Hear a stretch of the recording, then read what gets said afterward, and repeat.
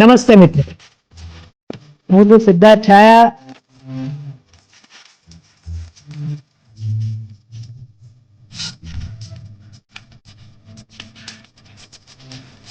ફરી મળીએ ત્યાં સુધી સિદ્ધાર્થ છાયાને આજ્ઞા આપો.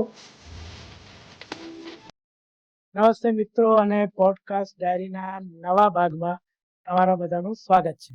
હું છું સિદ્ધાર્થ છાયા અને આપણે જાણીએ છીએ એ પ્રમાણે દર બુધવારે આપણે જાણીતા માનીતા ગુજરાતીઓને આ પોડકાસ્ટમાં મળીએ છીએ. એમની સાથે એમના પ્રોફેશનની, એમના જીવનની અને જેમ આપણે કાયમ કહીએ છીએ એમ પ્રમાણે થોડીક અંદરની વાતો આપણે બહાર ખેંચીને એમના મનમાંથી અહીંયા રજૂ કરીએ છીએ. તો આજે આપણી સાથે છે બહુ જાણીતા એક્ટર, ગુજરાતી ફિલ્મોના અને ડ્રામાના સંજય ગલસર. તો સંજયભાઈ, તમારું સ્વાગત છે પોડકાસ્ટ ડાયરીઝમાં. અને તમને હમણાં ઘણી બધી ફિલ્મોમાં લોકોએ જોયા છે અને જોવાના છે. તો મને એવો ખ્યાલ છે જ્યાં સુધી કે જે યંગ એક્ટર્સ છે એ તમારી પાસેથી બહુ જાણવાની ઈચ્છા ધરાવે છે. એકાદો એવા યંગ એક્ટરને હું પણ ઓળખું છું કે જે તમારી પાસે એક્ટિંગ વિશે જાણવાની બહુ ઈચ્છા ધરાવે છે. પણ એમની જે ઈચ્છા છે એ આપણે પછી પૂરી કરીશું. આપણે શરૂઆતમાં તમારી લાઈફથી ચાલુ કરીએ, કારણ કે આ પોડકાસ્ટનો આપણો એક વણ લખેલો નિયમ છે કે પહેલાં આપણે તમને ઓળખીએ, પછી તમારા કેરિયર તરફ આપણે આગળ વધીએ. તો તમે તમારી અર્લી લાઈફ વિશે અમને જરા કહો. હું તો ભણવામાં બહુ કંઈક હોશિયાર હતો નહીં. બધાને એવું જ હોય છે. ના જેન્યુઅનલી નહોતો એમ. અને મને ઘરમાં લોકો એવા કોઈ ખાસ ભણેલા ગણેલા નહીં. વાતાવરણ બી એવું મળે ને ઘણી વાર કે તમે એવું હોય કે ભણેલા હોય તો તમને ખબર પડે કે આ છે આજે. મને તો નાનપણમાં એવું બી હતું કે એસએસસી પાસ કરો એટલે તમને કે ગવર્મેન્ટ જોબ તો મળી જાય ને પછી બધું સેટ થઈ જાય, બધું એવું જ એવું હતું હશે. તો એવું જ વિચારતો હતો. મને તો બહુ સમજણ પણ નથી એમ. તો હું જ્યારે સ્કૂલમાં હતો એસએસસીમાં તો અડધો ક્લાસ તો ફેલ થયો. હું એવી સ્કૂલમાં ભણેલો અડધો ઉપર અમદાવાદમાં. તો મને તો એ પણ ના ખબર પડે કે મારે કઈ સ્ટ્રીમ લેવાની છે પછી ભણ્યા પછી. એટલે તમે તો પાસ થઈ ગયા હતા ને? હા, એટલે હું પાસ થઈ ગયો હતો. ઓકે. બહુ અને પહેલેથી એવરેજ સ્ટુડન્ટ જ હતો, 50 to 70% ની વચ્ચે જ, નીચે બી નહીં ઉપર બી નહીં. અને મને બહુ એવી સમજણ નથી પડતી, મને તો મજા પડે એ રીતે. હું એટલે મોસ્ટલી લોકો જે તે શું કહેવાય, જે તે મેથ્સમાં બહુ સારા હોય કે સાયન્સમાં કે આજે તે, મને નાનપણથી ખબર નહીં, મને લેંગ્વેજમાં બહુ રસ પડતો. જ્યારે લેંગ્વેજ બી મેં સારી રીતે નથી ભણેલી, મને વ્યાકરણ આવડતું એવું કશું જ નહીં. પણ મને એમાં વાર્તાઓ આવે, કવિતાઓ આવે કે એ બધા ગદ્ય પદ્ય એટલે બધા બહુ જ રસ પડતો. હું વાંચતો પણ એને થોડું ડ્રામેટિકલી સ્કૂલમાં, તો એમને લોકોને ગમતું કે ઇવન ટીચર્સ બી એપ્રિશિએટ કરતા થોડું. તો એ તો જે એસએસસી તો પાસ થઈ ગયા પછી ખબર બી નહીં પડે કઈ સ્ટ્રીમ લેવાની છે આપણને. મારો ભાઈબંધો એમ તો અડધા મારા ભાઈબંધો ફેલ જ થયા હવે. તો પછી મારે માનો શું છે, જે ગુજરાત બહુ કોમન છે, જે કોમર્સ લેવાતું હોય, હિન્દી બેલ્ટમાં બીએ વધારે લેતા હોય, આપણે અહીંયા કોમર્સ વધારે લે છે, તો પછી કોમર્સ લઈ લીધું. 12થમાં બી સેમ થયું કે જે કેટલાક હોશિયાર હતા થોડા ફોરેન જતા રહ્યા કે સાયન્સ સ્ટ્રીમમાં જતા રહ્યા. 12થમાં હજી મોટો દાવ કે હવે કે કઈ કોલેજમાં. તો હું એકલો હતો, મારા કોઈ ફ્રેન્ડ સ્કૂલ ટાઈમના મારી જોડે કોલેજમાં નહોતા. કઈ કોલેજમાં લેવું એ બી નહોતી ખબર પડતી. તો એમાં જ્યાં ભણ્યા હોઈએ નજીકની 2-3 કોલેજ હોય ને, પેલા ફોર્મ્સ ભરવાના આવતા કોલેજમાં જઈને, પહેલા તો ફોર્મ ભરવા પડતા. તો નજીકની જે 2-3 કોલેજ હતી ને 2-3 કિલોમીટરમાં, એના જ ફોર્મ ભરી આવ્યો. પછી જોયું કે આ કોલેજ પ્રાઇવેટ છે તો આની ફીસ માન લો આટલી વધારે છે. રાઈટ. તો મેં કોલેજ બધી જાતે જ ફીસ ભરીને જાતે જ, એ ટાઈમથી જ જોબ કરતો હતો એટલે એવી રીતે મેં જાતે જ આની ઓછી છે, હા ઠીક છે, એમાં એડમિશન લઈને એટલે ખબર જ નથી. હા, એટલે ના પહેલા મેં 3 કોલેજીસ કરી, કેમ કે હું અને મને પછી ખબર પડી કે ભણવું બહુ ઇમ્પોર્ટન્ટ હોય. એ સૌથી બેસિક હ્યુમન નીડ કરતાં બી બહુ બેસિક છે કે એજ્યુકેશન ઇઝ ફર્સ્ટ એમ. અને જે સમય હોવી જોઈએ ત્યારે મને નહોતી ખબર એમ. પણ એટલી ખબર હતી કે હું એવરેજ સ્ટુડન્ટ હતો એટલે ખબર પડી જાય, કઈ બી થોડું બી સારી રીતે ભણવાની કોશિશ કરીએ તો ખબર પડી જાય તમને, પ્રયત્ન કરીએ તો તમને ખબર પડી કે ઓકે આ રીતે થાય, કે આ રીતે ભણાય એમ. તો ગ્રેજ્યુએશન પછી મને એવું હતું, નાનપણમાં જે કોલેજમાં હતો એટલે યુથ ફેસ્ટિવલ ને એવું સ્કૂલને એમાં નાનપણથી હું છે ને એનેક્ટ કરતો બહુ, એટલે એને એક્ટિંગ જ કહેવાય એવું ના કહી શકે અત્યારે, એને ડિસ્ક્રાઇબ નહીં કરી શકું, પણ મિમિક્રી કરતો જેવી રીતે. તો લોકોને રસ પડતો, સોસાયટીના મિત્રો હોય કે કોલેજના કે સ્કૂલના ટીચરો કે કોઈ બી ફિલ્મ સ્ટાર હોય કે ઇવન કોમેડિયન્સની પણ મિમિક્રી કરતો હોય, જે લાફ્ટર ચેલેન્જ ટાઈમ આવ્યું હતું એનું, તો 2004ની આસપાસ. તો ત્યારે એ ફર્સ્ટમાં જે રાજુ શ્રીવાસ્તવથી લઈને જે લોકો આવતા હતા એહસાન કુરેશીથી લઈને, એ લોકોનું એનેક્ટ કરવું હોય તો એમાં એ કરતો હતો. એ બહુ, કેમ કે બેસિક એક્ટિંગની શરૂઆત તમારે કોઈ પણ વ્યક્તિને તમે જુઓ ને તો કોઈને કોઈને ઇમિડિયેટ કરીને કે મિમિક્રી કરીને જ કોઈ બી વ્યક્તિ કરતું હોય, પહેલી હજાર કરતો હોય ને, તો સેમ હતું ત્યારે. તો ત્યારે મને એવું થયું ગ્રેજ્યુએશન થઈ પછી મેં હવે મારે હું આ જ કરું, એટલે આ સારું કરું છું જેને આપણે એક્ટિંગ કહી શકાય છે, તો મારે કંઈક એ ફ્રેમ પર આવે એટલે ટીવી પર કે એનામાં ક્યાંક જવું જોઈએ, એટલી જ ઓછી પાતળી સમજ તો હતી હે ને, પણ એવું ખબર નથી પડતી કે આ મીડિયમ છે કે આ, એવી સમજણ જ નથી, એવું જ હા, એવું એજ્યુકેશન નહીં કે એવી કોઈ સમજણ એવી રીતે નહીં. તો મેં એટલે મીડિયામાં જવા માટે પ્રયત્ન એટલે કર્યો ત્યારે. તો ત્યારે મેં જર્નલિઝમ કર્યું હતું 1 વર્ષ, તો એ પીજી ડિપ્લોમા હતું, અને એ કર્યું ને તેમાં 2 વસ્તુ સરસ થઈ લાઈફમાં. એક તો કે મારો જે હતો કે હું શાયદ બહુ બોલી લઉં છું કે એનેક્ટ કરી લઉં છું, તો મે બી રિપોર્ટર કે એનીથિંગ લાઈક સોર્ટ ઓફ કેવું કંઈક હા થઈ જાય. પણ જ્યારે જોયું ને મેં, તો જર્નલિઝમના લાસ્ટ યર પત્યું ત્યારે લાસ્ટમાં એ લોકોએ એક નાટક બતાવ્યું, અને લકીલી એ નાટક ગુજરાતનું બેસ્ટ મોડર્ન એટલે કહેવાતું હમણાંનું બેસ્ટ પ્લે હતું. વેલકમ જિંદગી જોયું હતું મેં, HKમાં શો હતો, મને યાદ છે 2012 હશે.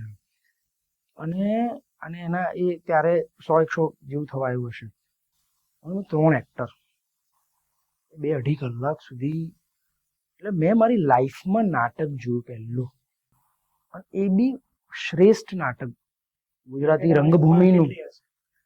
હું કોલેજના જર્નલિઝમ ના 22 વર્ષ હોવી જોઈએ, હા 22 જ હશે, 22 કે 21 કે 22 વર્ષની ઉંમર હશે મારી, 21-22 વર્ષની હશે. એટલે ત્યારે એટલે તમે વિચારો એ વાત છે કે તમે કોઈ શું કહેવાય પંજાબમાં જતા રહો ને ત્યાંનું શ્રેષ્ઠ પંજાબી ફૂડ ખાઈ લો, આપણે એનો લોકલ ખાવા કરવા, એવી વાત છે. એટલે પહેલી જ વસ્તુ એવી જોવી અને એક શ્રેષ્ઠ જોવી, અને જેમ હું કનેક્ટ કરી શકું કે હું વિચારું છું એક્ટ કરવાનું ત્યાંથી, અને એના લિસ્ટ 12 પર જોઈ નાખું છું. એ બહુ ચમત્કારિક મોમેન્ટ હતી.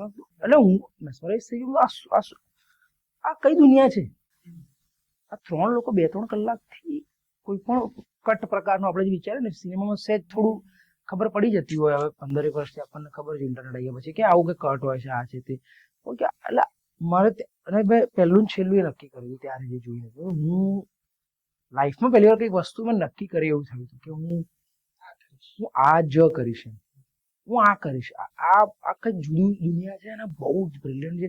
1 વર્ષ મેં અલગ અલગ વર્કશોપ્સ અને નાટકો જોયા, અને જર્નલિઝમમાં જોડાયેલા એક આ થયું, અને વાંચવું કેટલું ઇમ્પોર્ટન્ટ છે મને ત્યારે જર્નલિઝમમાં ખબર પડી. ત્યારે હું લાઇબ્રેરીમાં જઈને પછી જર્નલિઝમની પુસ્તકો હોય કે પછી મુનશી પ્રેમચંદનું સાહિત્ય હોય કે સાદત હસન મંટોનું સાહિત્ય હોય, હું વાંચતો હતો, કેમ કે વાંચવાનું કલ્ચર નહોતું એ વાંચવું. એ તો આ 2 વસ્તુ છે ને જર્નલિઝમમાં આવી ગઈ હતી, વાંચવાની આદત પડી ગઈ હતી, તો બધું સાહિત્ય આવતી વંચાઈ ગયું. અને નાટક 1 વર્ષ નાટકો જ જોયા, 1 વર્ષ નાટકો જ જોયા, વર્કશોપ્સ કરી, વર્કશોપ કર્યા પછી એક નાટક કર્યું, તો હવે મારે આ જ કરવું છે. તો એટલે હું પછી મેં થિયેટરમાં માસ્ટર્સ કર્યું, 3જી કોલેજ. હા, એના પછી મેં નેટની એક્ઝામ આપી હતી એકવાર, એ 6-7 માર્ક્સ જેટલા માટે રહી ગયો, તો પછી 2 બીજી બી આપી હતી. પછી મેં કીધું યાર મારે પ્રોફેસર તો થવું નથી, તો હું ક્યાં એક્ઝામો આપું યાર, આપેલું સેકન્ડ ઓપ્શન જો હોય છે ને કરિયર અને એવું બધું વિચારવામાં, ઠીક છે પછી એમાંથી છોડી દીધું, પણ પછી નાટક જ કર્યા. તો વર્કશોપ કર્યા એમાંથી તમે શીખ્યા. તો જેને આપણે કહીએ ને ખરેખર પહેલો બ્રેક, આઈધર નાટક અને ફિલ્મ, સૌથી પહેલો જેને તમે આ રોલ મહત્વનો છે ને મને મળ્યો, તો એવું નાટક હતું કે નાટક જ કહી શકાય. કેવી રીતે? કેમ કે એ પછી એક વર્ષ તો આખું મેં નાટકો જોયા. પછી એ વર્ષે મેં વર્કશોપ કરી. એક કહેવાથી બહુ ખરાબ કેમેરાની બી કરી હતી, પણ એ કેવું જ ના જોઈએ, એટલી બધી ખરાબ હતી. પછી મેં મારી પહેલી એક એપિસોડ કર્યો હતો, એ બી અતિશય ખરાબ હતો. અને પછી મેં કીધું આ નથી બનતું. પછી હું નાટકની વર્કશોપમાં ગયો, અને નાટકની વર્કશોપમાં જ્યારે મેં જોયું તો એ જ વેલકમ જિંદગીના એક્ટર એટલે અમારા સર અભિનય બેંકર એ જ વર્કશોપ કન્ડક્ટ કરી રહ્યા છે.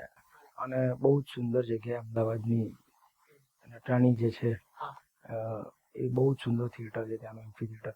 એ જગ્યાએ વર્કશોપને 3 મહિના બી ત્યાં જાય, તે પછી ત્યાં નાટક કર્યું. જ્યારે એમાંથી હું કોલેજમાં આવ્યો એટલે પરફોર્મિંગ આર્ટ્સમાં, તો ત્યાં સેમ માહોલ નહોતો પહેલાં શરૂઆતમાં. એટલે હું તો એ છોડીને બીજી કોઈક જગ્યાએ, અથવા તો હું એવું વિચારતો હતો કે મારે તો નેશનલ સ્કૂલ ઓફ ડ્રામા જવું જોઈએ. મેં ફોર્મ બી ભર્યું હતું, જવાનો બી હતો. એનો બી કિસ્સો તમને કહું. એના થોડા પહેલાં, એટલે કે જ્યારે નાટકનો બ્રેક તમે કીધું ને, તો એ કોલેજમાં હું કરતો હતો, તો મને થોડો એટલો સારો મને માહોલ, કેમ કે હું 30 લોકોની વર્કશોપ 3 મહિના કામ કર્યું, પછી સીધો મેં પરફોર્મિંગ આર્ટ્સના આપણે અહીંયા જે છે હવે થોડું સારું છે, 4-5 કોલેજીસ થઈ ગઈ, પહેલાં નહોતી, એટલે 1-2 જ હતી. અને તો સ્ટુડન્ટ ઓછા, એમાં કમનસીબે ફિમેલ સ્ટુડન્ટ્સ તો છે જ એ લેવલનું આખું. તો અમે નટી શૂન્ય નાટકો જ કર્યા. તો 2-4 એક્ટર ને એટલા લોકો હોઈએ. એમાં આરજવ ત્રિવેદી મારો બેચમેટ હતો, એના કારણે હું એવું કરીએ એમ કે હું ટકી ગયો. ને પછી અમે 2 વર્ષ મેં કોલેજ કરી. પણ એમાં બી 2 વસ્તુ બહુ સરસ થઈ કે કોમ્પિટિશનનો નાટક કરતા હતા, એટલે કે યુથ ફેસ્ટિવલના આઈએનટી, જે તો બહુ જ સુંદર કોમ્પિટિશન છે. એના કારણે જ હું કોલેજમાં રહી ગયો, પછી માસ્ટર્સ કર્યું, બાકી મેં બી ના કરતો. તો એમાં મારું પહેલું જ નાટક હતું, પહેલા જ વર્ષે મારું ચુનીલાલ મડિયાનું ખીલંદો. અને એ નાટક બહુ મજા આવી, કેમ કે જ્યારે 30 નાટકો કોમ્પિટિશનમાં આવ્યા હતા, પછી ટોપ 6માં ફાઇનલમાં જાય. અમારું નાટક બી ગયું. હાલાકી એ જીત્યું નહોતું એ 1, 2, 3માં, પણ બેસ્ટ એક્ટરના 1, 2, 3માં બેસ્ટ એક્ટરનો ફર્સ્ટ એવોર્ડ એમાં મળ્યો હતો. અને ત્યારે સંદીપભાઈથી લઈને બહુ બધા, કેમ કે આઈએનટી જોવા છે ને પહેલેથી રહ્યું છે ઇન્ડસ્ટ્રીના સારા બધા જ લોકો આઈએનટીના નાટકો વર્ષોથી જોવા આવે, સેમિફાઇનલ જોવા આવે, એટલે લોકો ફાઇનલ્સ જોવા આવે. ત્યારે અભિષેક શાહે જોયું હતું, પછી સંદીપભાઈએ જોયું હતું, ને ઘણા બધા લોકો જોયું હતું. તો પહેલો બ્રેક જે તમે કહો છો નાટકમાં, એ મારું નાટક બી પહેલું બીજું ના કહેવાય, પણ પહેલું નાટક બ્રેકની દ્રષ્ટિએ એ ખેલંદો હતું. અને બહુ જ લોકોને ગમ્યું, બહુ બધા લોકોએ વખાણ્યું હાથે.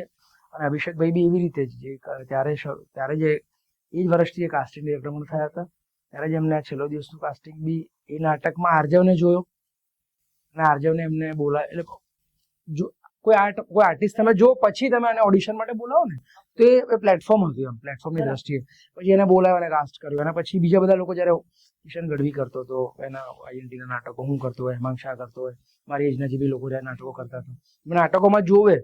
અને પછી જ ફિલ્મો જ્યારે બને તો કાસ્ટિંગ કરીએ, તો જ્યાં બી એમની રીચ હોય, તો નાટક બી એક પ્લેટફોર્મ હતું. ત્યાંથી અમને ઓડિશન્સ માટે બોલાવે. તો ત્યારે એમને એ ખિલંદો જોયું હતું, એટલે શુભારંભના દુનિયાદારી મારી શરૂઆતની ફિલ્મો, એમને ત્યારે મને કાસ્ટિંગ માટે ઓડિશન્સ માટે બોલાવ્યા હતા. અને ત્યાંથી મને શુભારંભ ફિલ્મ મળી હતી.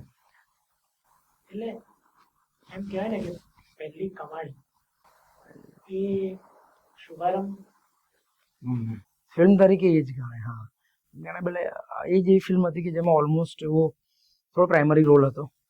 અને એમાં બી એવું હતું કે એ ઓડિશન આપ્યું ને ત્યારે એ બહુ ઇન્ટરેસ્ટિંગ ઘટના હતી. એ અભિનય બેંકર અમારા સાહેબે લખી હતી ફિલ્મ, એટલે એનું સ્ક્રીન પ્લે આઈ થિંક એમને લખ્યો હતો. અને એમને અભિષેકભાઈ ઓડિશન માટે બોલાયો, તો 2 રોલ આપ્યા હશે મને.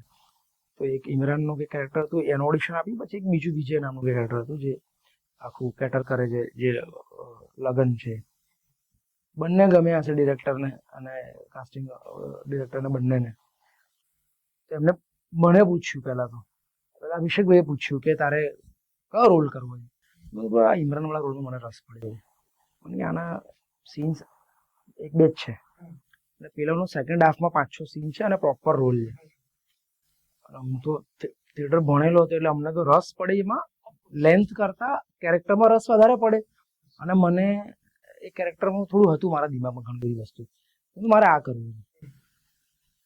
હવે આવું કોણ વિચારે? એટલે અભિનય સર બી મને ફોન કર્યો, ગલ સર શું કહે છે તું? મેં સાહેબ આ રોલ કરવો છે. તો 100% આમાં રસ પડ્યો છે. મને કે આમાં છે નહીં, મને રસ પડ્યો છે આ કામ. ઠીક છે. એટલે પછી અભિષેકબેન ફરીથી કીધું મેં કે ઓકે આ કર. થયું લખેલી એવું કે જયારે ફિલ્મ સેટ પર ગઈ, અચ્છા ત્યારે તો ફિલ્મ માટે મેં ના પાડી દીધી.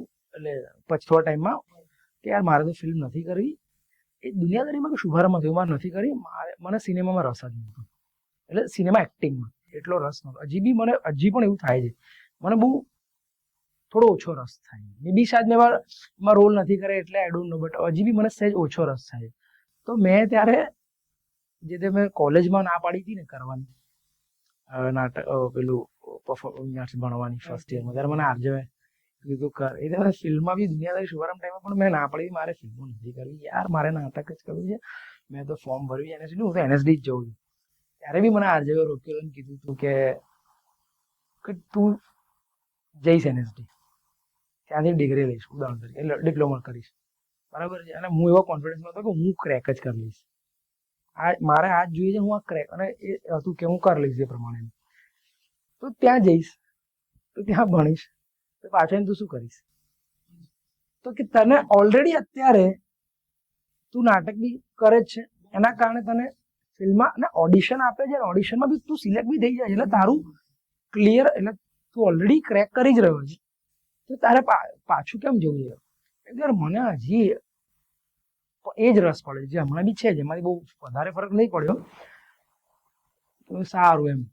હું ઘણી વાર પૈસા બહુ વધારે માંગ લઉં, અને શરૂઆતમાં એ ટાઈમે શુભારંભ દુનિયાદારી કર્યા પછીના ટાઈમમાં મેં બહુ ફિલ્મો ના બહુ પાડી. કોડ પછી એક અલગ માહોલ થઈ ગયો, પણ ના પાડી દેતો આ તે. ત્યારે કરી, અને એ ફિલ્મમાં એવું થયું, પછી એ ફિલ્મ અમે કરતા હતા શુભારંભ, તો કરતા કરતા એવું થયું કે જે બીજું કેરેક્ટર જેની માટે ના પાડી હતી, એ કેરેક્ટરમાં જે અમારા બહુ સારા મિત્ર જ છે એ કરતા હતા રોલ, તેમાં બન્યું નહીં. અને એક દિવસ સેટ પર ડિરેક્ટર આખા કે વાટ, હવે આ કેરેક્ટર તો બહુ ઇમ્પોર્ટન્ટ છે, શું થશે આ તે, આગળ હું આરજો જોડીમાં. તો એ બહુ આ બાબતે બહુ હોશિયાર એ બધું. વાર અમે કંઈક કરીએ, અને પછી 2 મિનિટમાં વિચાર્યું કે ડન છે. કે શું થયું? તો કે આજે આખો ટ્રેક છે આ કેરેક્ટરનો, એ અમે કેરી ફોરવર્ડ કરીએ છીએ, અને એ જેવી સીન છે બધા હું ગલસર જ કરશે, બધું કરી નાખશે. પછી ફિલ્મમાં એવું એ પાત્ર જતું રહ્યું, અને એના બધા જે 5-6 આગળના સીન હતા એ બધા જ અમે ઇમ્પ્રોવાઇઝ કર્યા. અને પછી મેં જે કેરેક્ટર બનાવ્યું હતું એની ભાષાના પ્રમાણે, અને એટલે એક કે 2 જ વાર એવું છે કે જે મેં એટલો સિનેમામાં, એટલે જે સ્ક્રીન પર મેં જેટલું બી કામ કર્યું છે, ઓલમોસ્ટ બધું બિલો એવરેજ જ કામ કર્યું છે. એક બે જગ્યાએ એવરેજ કે થોડું 5%, 55-60% કહી શકાય એવું કામ કર્યું છે. એક શુભારંભ છે અને એક પ્રેમ પ્રકરણે, 2 ફિલ્મો છે, એના સિવાય બધું ઠીક જ કામ કર્યું. એટલે જે સિનેમામાં કે એટલે સ્ક્રીન પર એવું, નાટકો માટે હું કહી શકું, નાટકોમાં હું કહી શકું હજી. બસ તો આગલી આપણી વાત એ જ છે, આટલું બધું કીધું, મને ડ્રામા જ કરવું.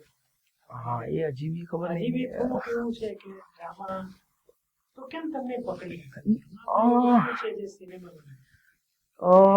એક તો હમણાં મને એવું સમજાય છે કે મે બી જેવા પ્રકારનું સિનેમા આપણે બનાવીએ છીએ તો કરીએ છીએ, હું એની ક્વોલિટી અને જે પ્રકારના નું થિયેટર આપણે કરીએ છીએ અત્યારે બી, એની ક્વોલિટી કમ્પેર કરું ને તો હજી બી થિયેટરની ક્વોલિટી હજી થોડી વધારે સારી છે આપણે અહીંયા. એટલે તમે કમર્શિયલ દ્રષ્ટિએ પણ ગણો છો તો ભારતના સૌથી વધારે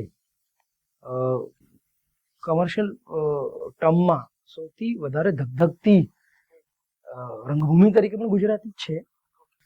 અને ઇવન હું જો એને કહેવાતી સો કોલ્ડ પેરેલલ કે એમેચ્યોર થિયેટર તરીકે બી જોઉં ને, તો હું હમણાં કલકત્તા ફેસ્ટિવલમાં બી જઈને આવ્યો. મેં એનએસડીના બી કેટલાક ફેસ્ટિવલ નાટકો આવે જોયા છે. તો એ દ્રષ્ટિએ બી આપણે ગુજરાતમાં કે અમદાવાદમાં થતા પેરેલલ થિયેટર જે થાય છે એનું સ્તર બી એટલું સારું જ છે. સિનેમાનું તો આપણું ધીરે ધીરે સારું થઈ જ રહ્યું છે, પણ જો હું કમ્પેર કરું તો મને હજી બી લાગે છે કે એ કેમ કે એનો પાયો વધારે સ્ટ્રોંગ, જૂનો, સ્ક્રિપ્ટને લઈને, અને એ વધારે મહેનત માંગી લેતું માધ્યમ છે. આમાં સામૂહિક વધારે પૈસા અને તાકાત મહેનત જાય છે સિનેમામાં, પણ પેલાની જે આવડત છે ને વર્ષોની, તેમાં જે આપણે મંજેલા છીએ એટલે એ છે ને વધારે એની પ્રોડક્ટિવિટી છે ને વધારે છે સ્ટ્રોંગ. સિનેમામાં જે કેવું છે કે પહેલી વાર ફિલ્મ કોઈ વ્યક્તિ બનાવી રહ્યો છે, બીજી વાર બનાવી રહ્યો છે કે એવું છે, એમાં હજી એનું એક્સપિરિયન્સથી લઈને એને બધું હજી એટલું, ઇવન રાઇટિંગ સિનેમા જે ફિલ્મ રાઇટિંગ તો હજી બહુ એ છે. જ્યારે આપણું નાટ્યનું લેખન બી ગણો કે એનું એ ગણો ને તો હજી બી ઇવન આપણે જે નાટકો કરીએ છીએ, ઇવન અમે બી જે નાટક કરીએ છીએ જે બેસિક જ છે કે સ્ક્રિપ્ટ જ મેઇન છે, બરાબર છે, તો એ તો અમે એટલી સાચવીને એવા જ લેખકો એવા જ સ્ક્રિપ્ટ પસંદ કરીએ છીએ, તો એનો બેઝ પહેલેથી સ્ટ્રોંગ છે ને એટલે.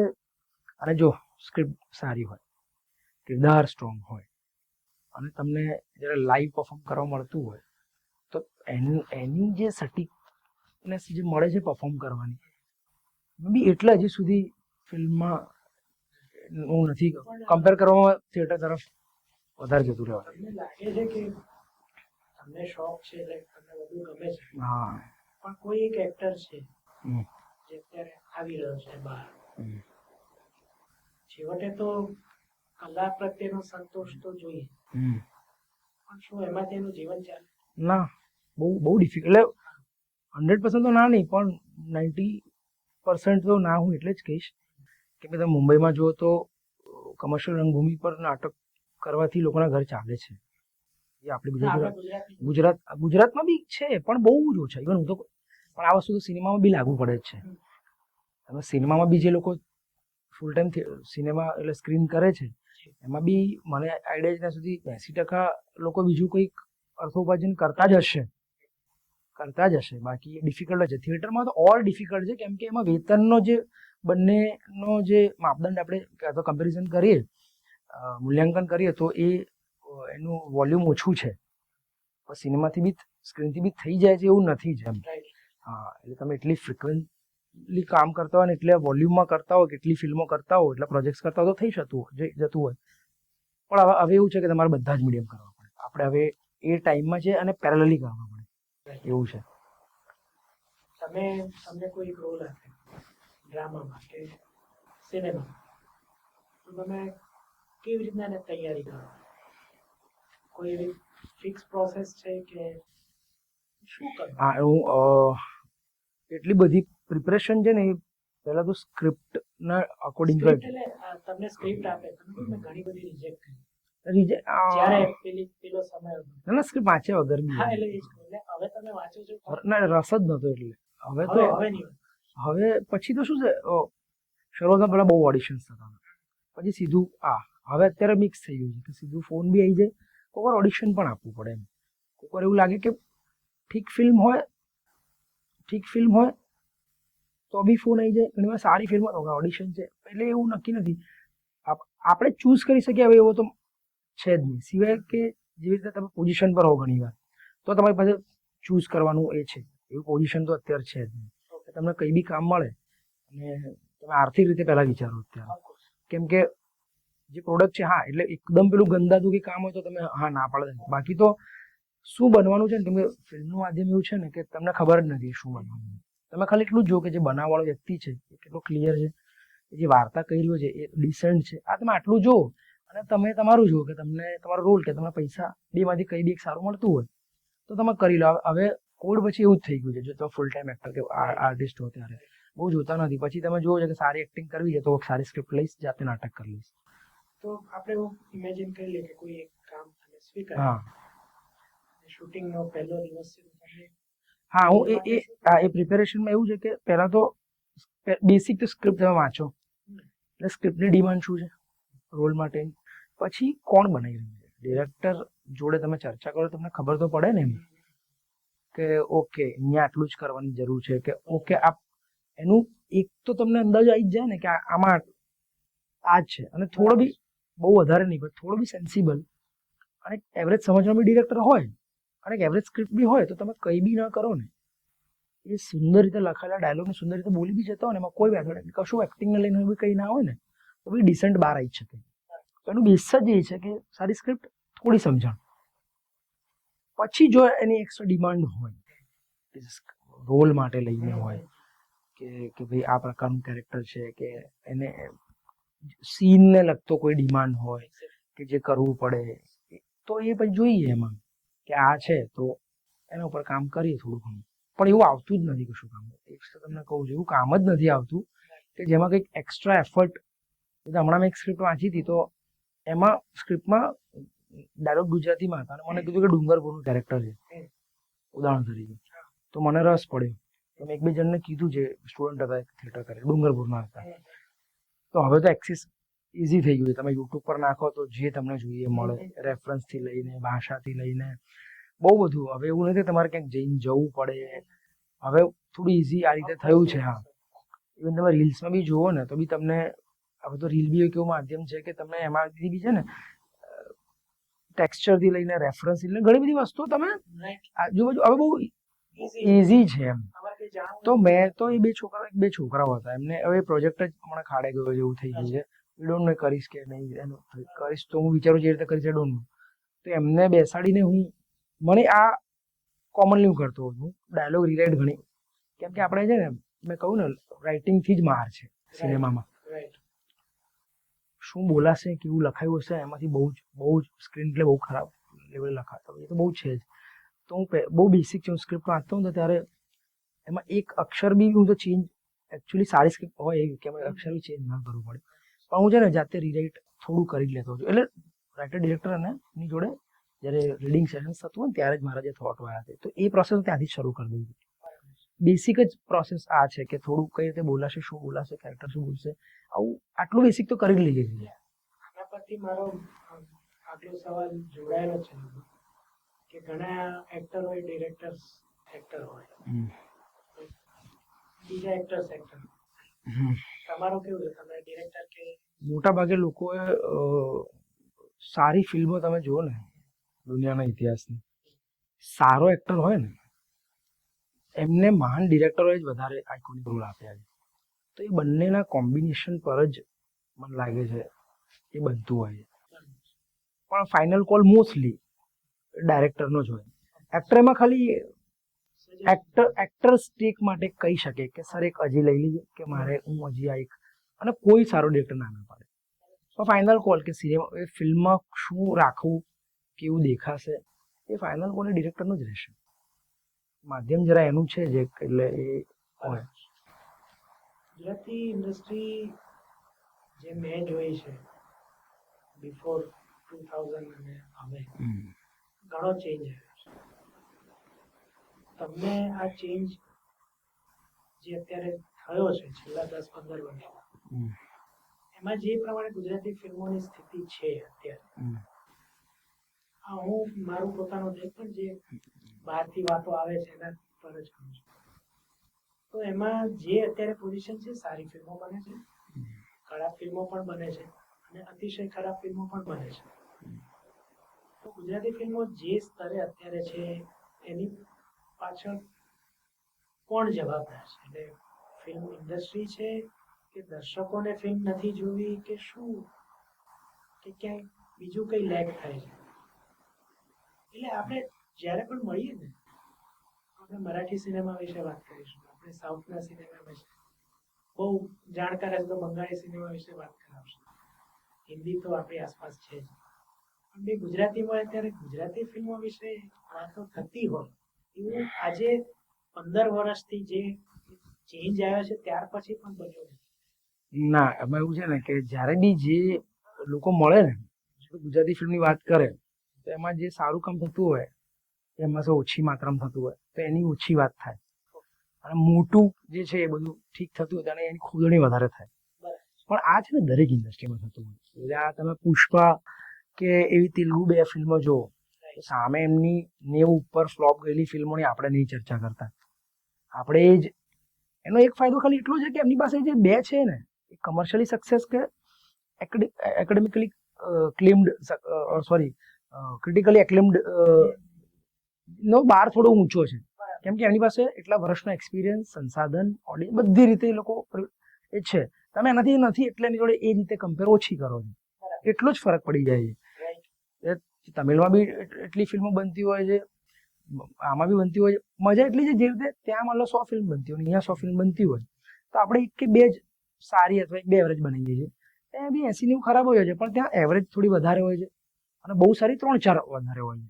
અને એને જોવાનો વર્ક વર્લ્ડ વાઇડ બહુ વધારે પડતો મોટો છે, એટલે આપણે પેલી એની કમ્પેરિઝનમાં આપણે થોડા, પણ એનાથી બી વધારે ઇન્ટરેસ્ટિંગ વાત મને તો એ લાગે છે કે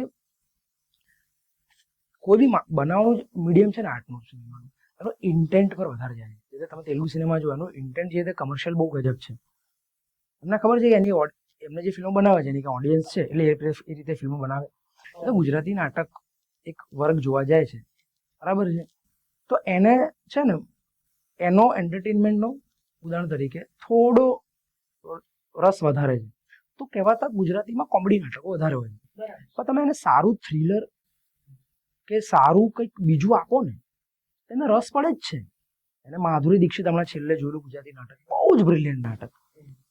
એટલે આજ જાનકી સીટ ફરીથી હમણાં રીઓપન કર્યું. હવે એમાં કોઈ કહેવાતું કઈ કોમેડી નથી. નો ડાઉટ એમને એન્ટરટેનમેન્ટ જોઈતું હોય છે એટલે એને તમે વધારે નાટક કોમેડી આપો છો એ માની લઈએ, પણ એના સિવાય બી તમે એને સારું આપો ને તો ગાંડાની જેમ જોવા જાય. હવે આપણે એક ફિલ્મ કેમ બનાવીએ, એ બનાવવાના જ્યારે ઇન્ટેન્ટથી જે શરૂ કરીએ તો ત્યાંથી જ તમે જ્યારે ખોટું શરૂ કરતા હોય એટલે પછી એ ફિલ્મ એવી ના બને. ખોટું એટલે તમને સમજણ ના હોય પહેલા શું બનાવી રહ્યા છો, કેમ બનાવી રહ્યા છો, કોની માટે બનાવી રહ્યો છો, એવું કોઈ પ્રકારની ક્લિયરિટી ના હોય. અને હું વધારે સારા શબ્દોમાં કહું તો છે ને એકમાં શું ધુલિયા બહુ સરસ કીધું હતું કે વચ્ચે જે હિન્દી બેલ્ટમાં કેવું થઈ ગયું હતું કે हमने फिल्मों की फिल्में बनाई है, આપણે પિક્ચરો જોઈ અને પિક્ચરો બનાવી. આપણી પાસે જે સ્ટોરીઝ છે કે વાર્તા છે કે જે કેવું છે એ નથી કેવું, આપણે ફિલ્મો જોઈ, ફિલ્મોથી ઇન્ફ્લુઅન્સ થયા અને આપણે ફિલ્મો બનાવીએ છીએ. તો ફિલ્મોની ફિલ્મો આપણે જે બનાવીએ છીએ ને, તો હમણાં બી એવું થાય કે બધા ફિલ્મો બનાવી રહ્યા છે ગુજરાતીમાં, તો આપણે બી ગુજરાતી ફિલ્મ બનાવી દઈએ. એટલે કોઈ ફિલ્મ બનાવે છે એને એની ફિલ્મની કે એના માધ્યમની કે ઇવન એને જે બી સ્ટોરી કે જેવી એને કહેવું છે એની કોઈ સમજણ નથી, અથવા એની પાસે એવી વાત જ નથી કે જે કહી રહ્યો છે કે હું જે કહું છું સાંભળો, એવું કશું છે બી પણ એ બનાવી રહ્યો છે. પછી એ તમને ખબર જ છે કયા સ્તરનું બને. અને પછી તમે આજે આપણે જે હમણાં થોડી વાર પહેલા વાત કરતા હતા મંજુમલ બોયઝની કે આત્મા પેમ્ફલેટના મરાઠીની, આપણે કેમ એ વાત કરી છે? કેમ કે આપણે એવું કંઈ જોયું નથી, અને આપણે જોયું ત્યારે આપણે આ શું હતું. આપણે જ્યારે પહેલી કે જે છેલ્લો દિવસ આવી ગઈ એ થોટની બહારની વસ્તુ હતી કે આ કોલેજના ભાઈબંધો, અને હું જોઉં કે કોઈ બી વ્યક્તિ જોવે એ ટાઈમનો યંગ વ્યક્તિ, એનાથી અગ્રી થાય કે ના થાય, પણ એવું થાય કે યાર આ બહુ આવું આપણે કરીએ છીએ, અને આવું મેં ક્યારે ત્યાં જોયું નથી. મેં આવું એ જે વાત છે ને એ રિલેટ થઈ જવાની વાત કે તો એ મિસ થઈ જતું હોય, યાર એ નથી બનતું એટલે પછી નથી બનતું. એટલે એવું ખરું કે આ ગુજરાતી ફિલ્મોમાં આ રીતના જે તમે કીધું એ છે એને કારણે ગુજરાતી ઓટીટી પણ અસર થાય છે. ગુજરાતી ઓટીટી હજી જે તે અત્યારે હવે ઓટીટીનો ટાઈમ આવી ગયો, બરાબર. તમને ખબર છે ફિલ્મો હવે થિયેટરમાં જ છે, ઓડિયન્સ જવાવાળી છે, એટલે કોર કહેવાય ને જે છે શું કહેવાય સિનેફાઇલ જે છે એ લોકો જાય છે, જે દર શુક્રવારે કે મહિને એકવાર કે અથવા વેકેશન છે કે જે આજે હવે ઓટીટી, અને એમાં બી હવે મોટા ટીવી પર સ્ટ્રીમિંગ થતું છે, થઈ ગયું છે મોબાઈલથી આ ને એમાં, તો હવે બધાને ખબર કે આ તો ઓટીટી પર આવશે એટલે જોઈ લઈશું. પણ જે આ જે છે ને ઓટીટી પર આવશે એટલે જોઈ લઈશું, બરાબર. હવે ગુજરાતીમાં એટલા બધા ઓટીટી એટલા બધા ઓપ્શનમાં નથી, અને ટ્રાય કર્યો ના ચાલે આવું એ બધું થયું ઘણીવાર, અથવા એવરી ટાઈમ એટલી ક્વોન્ટિટીમાં એને કોન્ટેન્ટ પૂરું પાડવામાં નિષ્ફળ ગયા હોય તો હજી સુધી જે વ્યક્તિ પાછા તમારે 10 ઓટીટી લેવા પડે, સબસ્ક્રાઇબ કરવા પડે, તો તમે કયું લો? તમે એ જ લો કે જેમાં સૌથી વધારે તમને કન્ટેન્ટ કોન્સ્ટન્ટલી એટલા પૈસામાં મળતું રહે કે આ છે તે છે, એવી રીતે જ, અને એ સામે બી એટલા કોન્ટેન્ટ બને ખરીદતું રહે, તો એ હજી સુધી જળવાઈ નથી રહ્યું. એટલે ઓટીટીની માત્રા કે પછી ફિલ્મની બી ક્વોલિટી હજી એટલી, ઇવન માત્રા બી એટલી નથી, તો પછી કઈ રીતે એ થાય? તો એમાં જે લેક છે તો એ હજી સુધી આપણે નથી પહોંચી વળતા. ગુજરાતી ફિલ્મો જોઉં છું, મને એક મારું ઓબ્ઝર્વેશન છે, તમે એક્ટર છો એટલે તમે વધુ સારી રીતના કહી શકશો. ઘણા એક્ટરો નામ નહીં લો, એમની સાથે ટાઈપ કાસ્ટિંગ જોડાઈ ગયું છે, અથવા તો એક્ટર પોતાને જ એવું કરવું છે કે ડિરેક્ટર કે પ્રોડ્યુસરે રિસ્ક લેવા નથી માંગતો કે આ ઝોનમાંથી એને અમે બહાર કાઢીશું તો ક્યાંક મારી મૂવી પછડાઈ ન જાય. ટાઈપ કાસ્ટિંગ ગુજરાતી ફિલ્મોમાં છે ખરું કે મારું ઓબ્ઝર્વેશન ખોટું છે કે બધે જ હોય ને ટાઈપ કાસ્ટિંગ બહુ આ કોમન બધું છે. વધુ પડતું થઈ રહ્યું નથી લાગતું? એટલે મેં કીધું ને ફિલ્મો બનાવીએ આપણે, એટલે જે રીતે છેલ્લો દિવસ બની હોય એ જોઈને લોકોને એ જ થયું ને કે મારે બી આ તો હું બી આ તો અમારે બી થાય છે, હું બી કરું, પણ હવે એને એકવાર કર્યું પછી તારે એકનો એક જોક બી છે બીજી વાર કેવું એવી વાત છે. એટલે આ તો એટલે ટાઈપકાસ્ટમાં બી એવું છે કે એ તો બહુ બધે છે, ટાઈપકાસ્ટ છે ને બહુ કોમન છે, બધું થતું જ હોય છે. પણ કેવું છે, તમે જ્યારે કોઈ એક્ટરને ઓળખતા હો અથવા તમે એની જોડે વાત કરી હોય, એ શું વિચારે છે, શું સમજે છે, શું જુએ છે, અથવા તમે એના બીજા માધ્યમમાં શું શું કામ કરતો હોય, અને ઇમેજિનેશનનો અભાવ હોય ને ઘણી સારા રાઇટર ડિરેક્ટરને ખબર હોય, અને એક એક્ટર તો કંઈ બી કરી શકતો હોય એકચ્યુઅલી સારો એક્ટર, ત્યાં સુધી સમજણ નથી પડતી. એટલે પછી કેટલા એક્ટર બી એવા હોય છે કે એમને બી નથી આવડત બી નથી હોતી, એટલે એટલું ટ્રાય એ બી નથી કરતા હોતા ટ્રાય. એમ કેટલાક બધા ઇમેજિન જે તે એનું શ્રેષ્ઠ ઉદાહરણ મને આપણી ઇન્ડસ્ટ્રીમાં લાગતું હોય ને તો તમે ચેતન દહિયાને જોયા હશે, બરાબર? કરસનદાસ પહેલા તમે એમને જોયા હોય ને તો કમર્શિયલ નાટકોમાં સતત કોમેડી, એ કોમેડી એમની યુએસપી છે, બહુ આમ એવું છે, એમ આમ કરી નાખે યાર, એમ મંજાયેલા છે એમ. બધી ફિલ્મો બી એમને એવી જ. પણ એકવાર એમને કરસનદાસમાં સિરિયલ રોલ આપ્યો, સિરિયસ રોલ કર્યો એમને, એના પછી એમાં બી એમને ટાઈપકાસ્ટ કર્યા. એટલે એવું છે કે આ તો લોકો જોયું કે આમાં સારા લાગે છે એટલે પછી એમાં જ હવે જે પોલીસ થવા લાગી તો મોરે છે મોરને બધા પોલીસમાં, પછી મોરે હમણાં કંઈક હું જતો રહ્યો છું, બરાબર છે, કંઈક હવે કામ નથી કરતા, થોડું ઓછું કરે છે સિરિયલમાં બીજી હોય, તો હવે બીજા કોઈક આવશે પોલીસમાં. એવું છે એટલે તો મેકરો પર મને તો હું એમાં ઓડિયન્સમાં કે એક્ટરના હાથમાં તો થોડું ઓછું જ છે. બરાબર. આ છે ને એક તો કાસ્ટિંગ ડિરેક્ટર જે ઇમેજિન કે જે જાણકાર હોય તો રાઇટર ડિરેક્ટરનું થોડું સેન્સ હોય ને તો એ થઈ શકે યાર. આ બહુ, અને આમાંથી બહુ મોટો ચેન્જ છે ને એક્ટરની લાઈફમાં આવતો હોય, મેં એવું ઓબ્ઝર્વ કર્યું. ઇફ તમે માઇકલને કરસનદાસમાં ન જોયો હોત તો મને એવું થાય છે કે પછી શું હોત. ઇવન ચેતનભાઈ માટે બી એ જ છે કે એટલે તમે ના ઇમેજિન કરી શકો એમ કે શું એકવાર એક ઇમેજિનમાં બંધાઈ જવું અથવા એવો રોલ મળી જવો, એના પછી આખું બધું જેવી રીતે સંજય મિશ્રા છે, બરાબર છે, એમને 10 વર્ષ ઉપર સિરિયલ્સ કરી, બરાબર, ઓફિસના આ બધી, ત્યાં સુધી એ બધી એમને તમે ફિલ્મો જો એમાં એ 2નો સીન કરે છે કે આ બધા કંઈ એવું નાનું મોટું કોઈક સીન જ કરે છે. છેલ્લા 15 વર્ષથી કે 10 વર્ષથી જો એ પ્રાઇમરી કેરેક્ટર્સને એક ટાઈપકાસ્ટમાંથી બહાર કાઢીને એમને લીડ ઓર સેમી લીડ કહેવાતી ફિલ્મો એમને ન મળી હોત અથવા એવી ન બની હોત તો યાર કેટલું બધું મોટો આર્ટિસ્ટની લાઈફ જોડે અન્યાય થઈ ગયો હોત. જે અમે આ થિયેટર કરી લઈએ છીએ એટલે મેં બી એક્ટિંગની ભૂખ સંતોષી લઈએ છીએ. જે રત્ના પાઠક અને એક ઇન્ટરવ્યુમાં કહ્યું હતું કે દીના પાઠક જેવી મોટી એક્ટ્રેસ સ્ટેજની એમની જોડે પરેશ રાવલ પણ હતા, એમને બી કીધું હતું કે રામ લાગુ જેવા જીનિયસ મહાન એક્ટરને હિન્દી સિનેમાએ એક તો ટાઈપકાસ્ટ અને બહુ જ નિમ્ન કક્ષાના પ્રાઇમરી રોલો આપીને સિનેમામાં એમના જે ક્લાસિક રોલના યોગદાન આપી શકવાની ક્ષમતાઓને ઓલમોસ્ટ મારી નાખી જ કહેવાય, અમને એવું જ કરી નાખ્યું.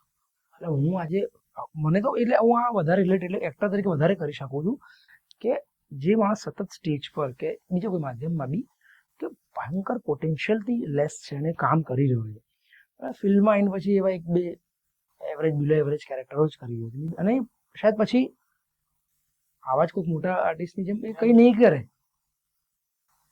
તો એ છે ને મેકરો પરનું વધારે, કેમ એક્ટર શું કરશે, જાતે ફિલ્મ બનાવશે તો કેટલી પોસિબિલિટી છે એની. એમ તમને એવું કંઈ ખરું કે કોઈ એક મૂવી ગુજરાતી પૂરતો મર્યાદિત નથી, એમ આટલી બધી ફિલ્મો જોઈ છે, આ રોલ મને મળ્યો હોત તો જરાક મજા આવી જાય, ગુજરાતી સારો કર્યો ખરા ગુજરાતી કોઈ પણ, હા કોઈ એટલે વર્લ્ડમાં જુઓ તો ગુજરાતીમાં હા તો કેમ એવા ઘણા બધા રૂલ છે. એવું થાય કે યાર આ પણ હું જ્યારે જોતો હોઉં ત્યારે એ પરફોર્મન્સથી વધારે શું કહેવાય ઇન્ફ્લુઅન્સ થઈ જાઉં.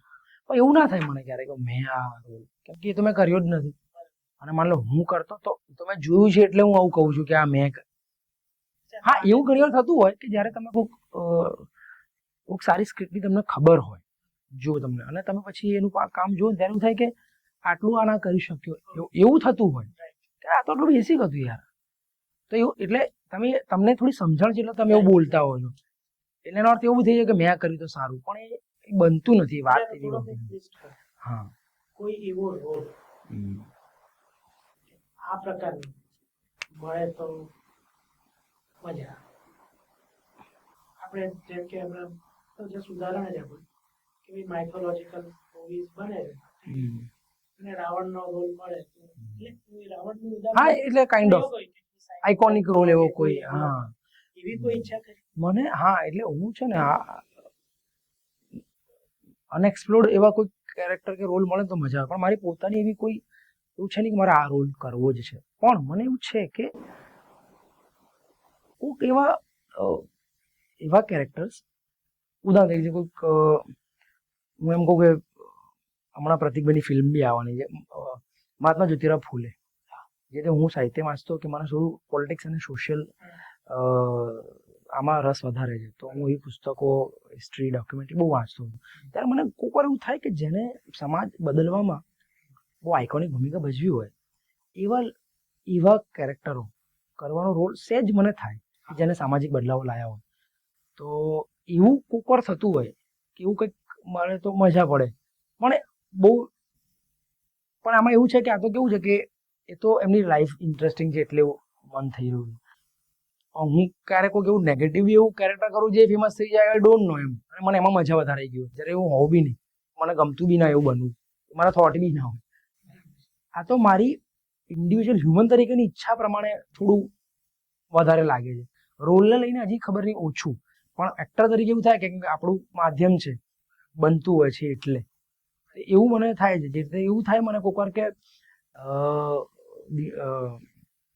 દિનકરનું હું આ રશ્મિરથી હું એકલો પરફોર્મ કરું આખું, ખાલી, અથવા એનું ખાલી કર્ણનું જ રશ્મિરથીનું જ ખાલી પાત્ર, એ તો મોનોલોગ મેં 4-5 મોનોલોગ્સ કર્યા છે, મને એ થોડું સુટેબલ થઈ ગયું છે એવું કહી શકાય.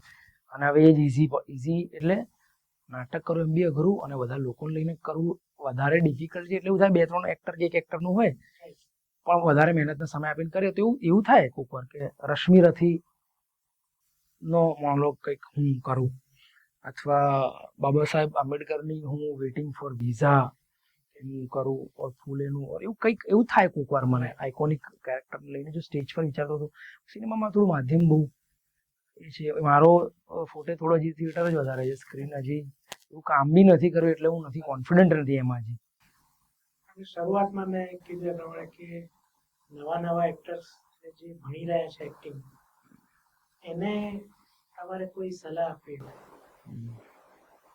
બધી જ રીતના પ્રેક્ટિકલી કોઈ સલાહ આપવી, હા, આપણે એક વસ્તુ તો સ્પષ્ટ થઈ ગઈ કે ડ્રામા કરશો કે સિનેમા એનાથી ઘર તો નહીં ચાલે, ફક્ત હાલ પૂરતું શરૂઆત, એટલે એ બધું ધ્યાનમાં રાખીને એને શું કરવું.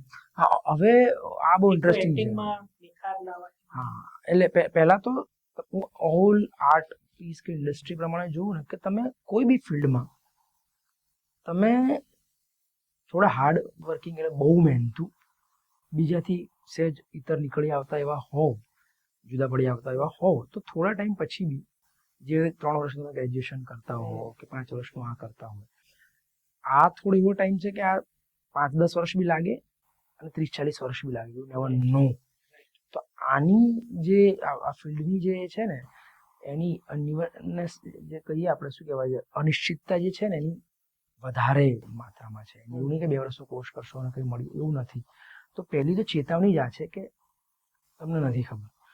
એટલે આમાં ચોઇસને હું પ્રાધાન્ય વધારે આપીશ કે તમે તમારી પારિવારિક, સામાજિક, આર્થિક બધી જ રીતે તમે એ કરવા માટે ક્લિયર થયા પછી, એની ચોઇસ ક્લિયર થયા પછી પહેલાં તો મહેનત માટે આવો એકે, અને એમાં બી વગર મહેનતે તમે વિચારતા હો. પણ અત્યારનો એક પોઝિટિવ વાળો પાસું એ કહીશ કે હવે મોબાઈલ, ઇન્ટરનેટ, સોશિયલ મીડિયા પછી આની લોકતાંત્રિકતા વધી જવાના કારણે હવે એવું નથી કે તમે નાટકમાં જ એક્ટિંગ કરી શકશો કે ફિલ્મમાં જ એક્ટિંગ કરી શકશો, એવું નથી. હવે તમે યુટ્યુબ માટે બી કંઈક બનાવી શકો છો, ઇન્સ્ટાગ્રામ માટે બી કંઈક બનાવી શકો છો. તમારા મોબાઈલથી તમે કંઈ પણ આ કોઈક અલગ જોનર બી કઈ અલગ ઊભું કરીને બી તમે સ્વતંત્ર બી કંઈ કરી શકો છો, એનાથી પણ પૈસા કમાઈ શકો છો તમે.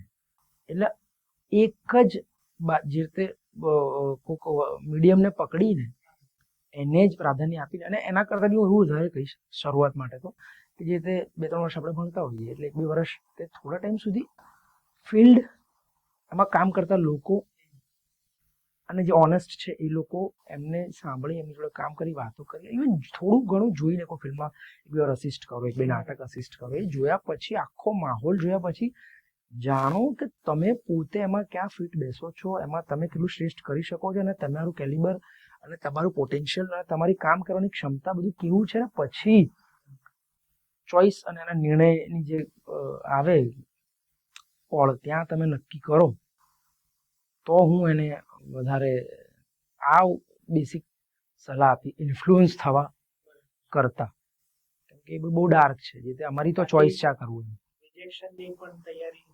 રિજેક્શન તો બહુ કોમન છે લાઈફમાં, તો હવે બહુ જ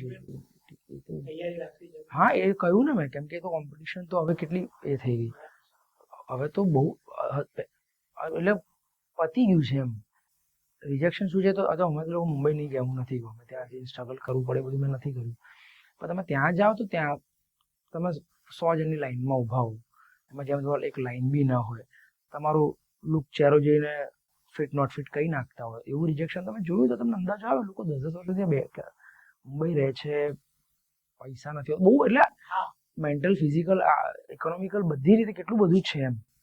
એટલે બધું જ આખું એને સ્ટડી કરીને જાણકાર લોકોની સાચી સલાહ લઈને, હું સાચી સલાહ હું એટલે જ એ રીતે આપું છું કે પોતે પોતાનું પોટેન્શિયલ શું કરવું છે એ કરવા તમે તમારી રીતે સામાજિક, આર્થિક, ફિઝિકલ, મેન્ટલી અને તમારે જે બી એમાં લાગુ પડતી બધામાં જોયા પછી અને થોડું ટ્રાય એન્ડ એરર કર્યા પછી એક સમય પછી નિર્ણય લેવો પડે, એવું છે. એટલે મને યાદ છે હું કોલેજના 6 વર્ષ સુધી જોબ જ કરતો હતો.